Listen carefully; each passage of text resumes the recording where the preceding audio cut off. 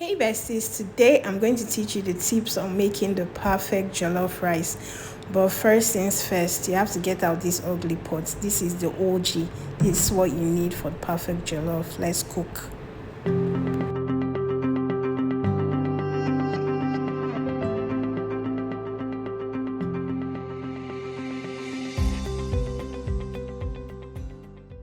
Okay guys, so tip number one is you want to roast your stew base, which consists of tomatoes, bell peppers, chili peppers, and Scotch bonnets, otherwise known as atarodo, Tatashe, and shombo, and onions. You're going to blend that so it's very smooth. If you don't have an oven, just toast in your non-stick pots. Number two is you need this ugly pot. You need this iron pot. It's going to burn your rice to perfection and give it that smoky vibe. You really don't want to be using something else. Okay, so tip number three is for your onions. You're going to brown your onions so you can get all of the flavor out of it. I'm not telling you to burn your onions, but you just want to make sure it's properly browned. Yeah, it should look something like this when it's ready. It should look brown but not black. Number four, sorry, is your tin tomatoes. You want to fry it for at least 10 minutes. Literally time yourself the way you see me timing it in the video. And the reason for making sure you fry it for 10 minutes is so it doesn't slap, it's not sour, and it doesn't ruin your base. It looks like such a long time. That's why I'm asking you to like film it.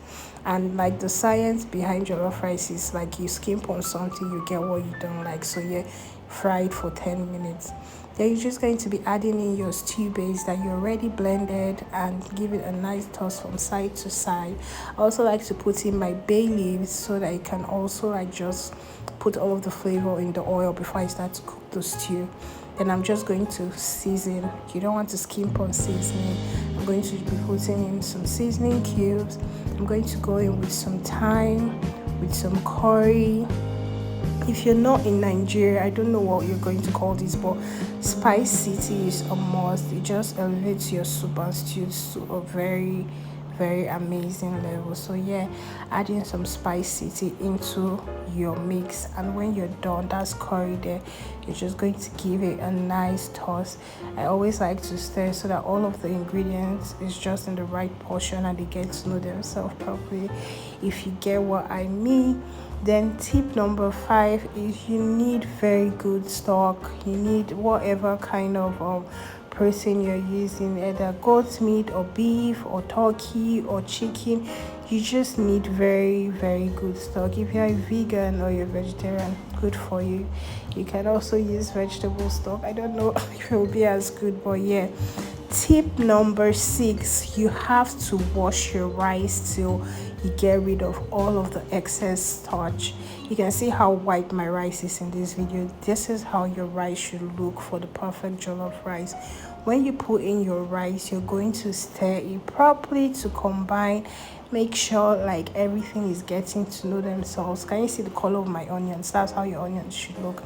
Then you add in some water, but not too much, and because it's not water that cooks your jollof rice but the heat of the steam. Tip number 6 to 7, put a foil paper over it and just cover it. And then tip number 8, I've lost count. Okay, you're going to reduce your heat to very low because it's the steam that will cook your jollof rice. And your jollof rice should look something like this. Give it a nice toss.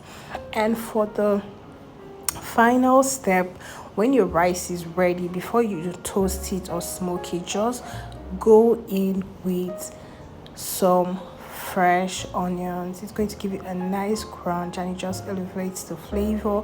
And you're also going to go in with some butter. If you don't have butter, I think you can use Blue Band in Nigeria.